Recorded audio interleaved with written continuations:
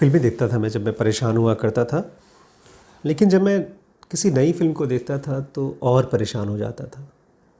नई फिल्में मतलब आजकल की फिल्में जिसमें वायलेंस, सेक्स और जेलसी और इस तरह के सब मसाले भरे होते हैं, और ऐसा लगता है जैसे कि इनको आपको पकड़ के रखना है बस कुर्सी पे जितना देर तक वो चल सके। उसके बाद इन फिल्मों का क्या असर होता है आपके ऊपर, इससे उनको कोई फ़र्क नहीं पड़ता।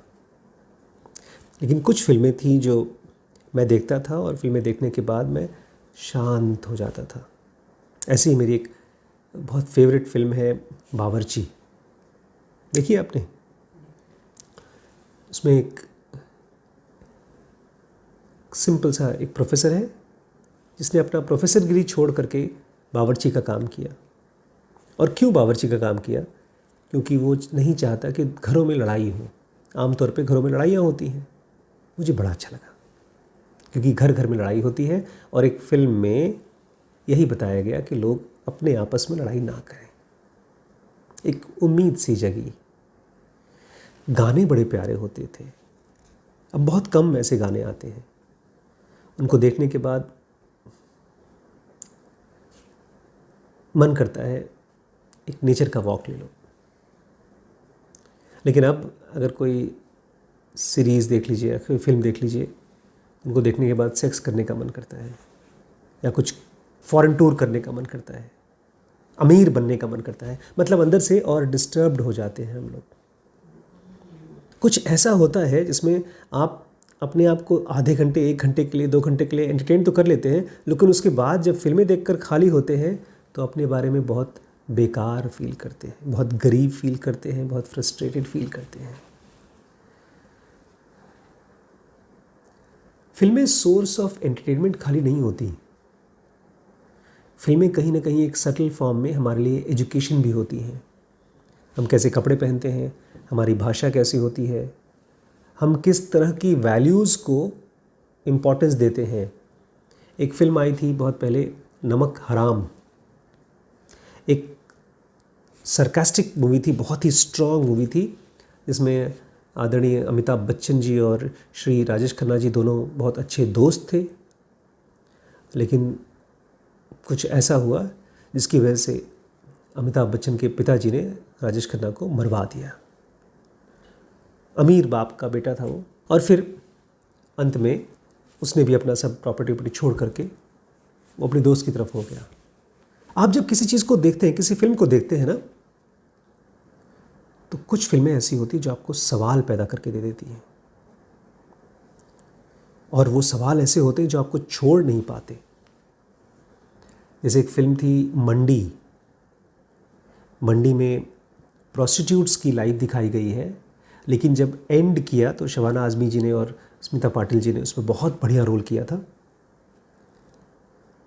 आप सडनली ऐसा फील करते हैं जैसे उन औरतों की लाइफ की वजह से एक स्पिरिचुअल आकाश दिखाई देता है। एकदम अंत में, लास्ट सीन तो एकदम अनइमेजिनेबल था मेरे लिए। उम्मीद से भरा हुआ, जोश नहीं, उम्मीद, एक पीसफुल उम्मीद, एक होप गॉड के प्रति, लाइफ के प्रति। पूरी फिल्म में स्ट्रगल, लेकिन जब एंड में वो ख़त्म हुआ तो ऐसी फिल्म को देखने के बाद अगर किसी एग्ज़ाम के लिए आप परेशान हैं तो आपको भी लगता है नहीं, उम्मीद है। इसलिए मुझे लगता है अब जो नई इंडस्ट्री आ रही है, जैसे नेटफ्लिक्स में लोग ज़्यादा फिल्में देखते हैं। अब बेचारे जो बॉलीवुड के डायरेक्टर्स और एक्टर्स से कहाँ लेकर आएंगे, वो सब कैसे लाएंगे? उसके लिए तो आपको खुद शांत होना पड़ेगा ना। एक बहुत अच्छी फिल्म है, आपको कभी दिखाऊंगा मैं आपको। उसका नाम है गाइड।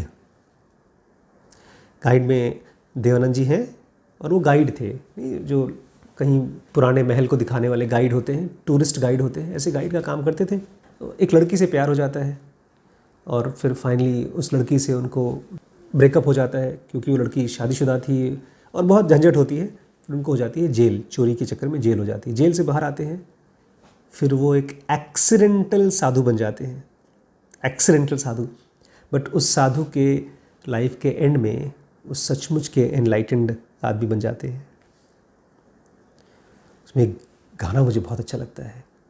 फिल्म की शुरुआत में ही गाना है, वहाँ कौन है तेरा मुसाफिर, जाएगा कहाँ, दम ले ले घड़ी भर, ये छैया पाएगा कहाँ। वहाँ मतलब भाग कहाँ रहा है तू, आराम कर ले, शांत हो जा, ये छाया और कहीं मिलेगी नहीं। It's a fantastic movie, I loved it. बचपन में कॉमेडी और फाइट्स बहुत पसंद आते थे, लेकिन बाद में जब परेशान होना शुरू हुए एग्ज़ाम्स की स्ट्रेस की वजह से, लाइफ की और प्रॉब्लम की वजह से, तब ऋषिकेश मुखर्जी, ये जो बावर्ची फिल्म थी ऋषिकेश मुखर्जी ने बनाई थी, उनकी फिल्में, जो लोग भी अभी एक रिसेंटली मैंने आपको एक फ़िल्म शायद दिखाई नहीं अभी, उसका नाम था शतरंज के खिलाड़ी। उसमें ये मुंशी प्रेमचंद जी की कहानी है, कैसे दो लोग शतरंज खेलते हैं, लेकिन बैकग्राउंड में एक तरफ अंग्रेज़ हैं और एक तरफ वहाँ का जो राजा है, अवध के राजा हैं, उनके बीच की कुछ गुफ्तगू, बट उन सब के पीछे एक ऐसा पीस चलता है ना, शांति। उस शांति को आप केवल वही महसूस, ऐसा लगता है जैसे आप वहाँ हैं, आपके लाइफ में कोई बैकग्राउंड म्यूज़िक नहीं होता। ऐसी फिल्में जहाँ पर बैकग्राउंड म्यूज़िक का बहुत रोल नहीं है, वो आपको अपने साथ बांध के रखती हैं, और जब लास्ट में छोड़ती हैं तो यू आर एनरिच्ड। इसी को बोलते हैं रियल सेंस में एजुकेटेड। स्कूल की किताबें पढ़ के आते हैं, बोर होकर सो जाते हैं, मन करता है फाड़ कर फेंक दो, दोबारा कभी देखने का मन नहीं करता। लेकिन वो फिल्में हैं जो आपको सचमुच में वैल्यूबल बनाती हैं। ऐसा मुझे फिल्म महसूस हुआ था मैट्रिक्स में, मैट्रिक्स 1, 2 और 3 में। आज भी जब मैं उनके कैरेक्टर्स को स्टडी करने की कोशिश करता हूँ तो मैं चुप हो जाता हूँ। उनके डायलॉग्स को, एक एक डायलॉग, अब तो ऐसा हो गया, जब आप किसी एवरेज फिल्म को देखो जिससे आपकी लाइफ में कोई वैल्यू ऐड नहीं हो रहा है, तो कुछ मिनट बाद उसको बंद करने का मन करता है। चाहे कितना भी बड़ा स्टार कास्ट हो, कितना भी ज़्यादा पैसा लगा दिया हो, कितना भी ग्राफिक्स हो। इसका मतलब ये है कि हम सब का माइंड डिज़ाइंड है लर्न करने के लिए, सीखने के लिए, और अब तक हम लोगों को ज़बरदस्ती नहीं सिखाया जा रहा था किताबों के ज़रिए। किताबें पढ़ाई जा रही थी, लेकिन हमको सिखाया नहीं जा रहा था, हम सीख नहीं पा रहे थे। अगर कोई कायदे से सिखाना चाहे तो चाहे किताबें हों, चाहे फिल्में हों, चाहे लोग हों, हर जगह से हम सीखना चाहते हैं। हमारी खुराक है, भूख है। अभी कोई बता रहा था कि जब हम लोग की मीटिंग होती है, यहाँ पर रिम्पी स्कैन की मीटिंग होती है, तो बच्चे घर जाते हैं तो बताते हैं, तो बताओ ये चीज़ सर ने आज सिखाया, वो डिस्कस करते हैं। मैं ऐसा कोई उम्मीद नहीं करता हूँ कि बच्चे अपने घर जाएं और हमारी बातें जो हमने बोली हैं वो जाकर के घर पे किसी को बताएं। बट जब आप कोई चीज़ सीख लेते हैं तो बिना किसी को दिए रह नहीं पाते, वो आपकी बॉडी और ब्रेन का पार्ट बन जाता है। इनफैक्ट वही पहली बार आपकी बॉडी और ब्रेन का पिलर होता है। उसके पहले तो हम सब लुंज फुंज होते हैं। जैसे बिना हड्डी के ज़ुबान होती है, ऐसे ही बिना कोई एंकर के हम होते हैं। किस तरफ चले जाएं, कभी सेक्स की तरफ, कभी सक्सेस की तरफ, कभी स्पिरिचुअलिटी की तरफ, और उसका भी कोई बहुत मोल नहीं है, क्योंकि हर जगह केवल इसलिए जा रहे हैं क्योंकि एक्साइटेड हैं या डरे हुए हैं, शायद यहाँ से उम्मीद मिल जाए। इसलिए मैं आपसे कहूँगा, हमेशा कहूँगा, बेकार फिल्में मत देखिए।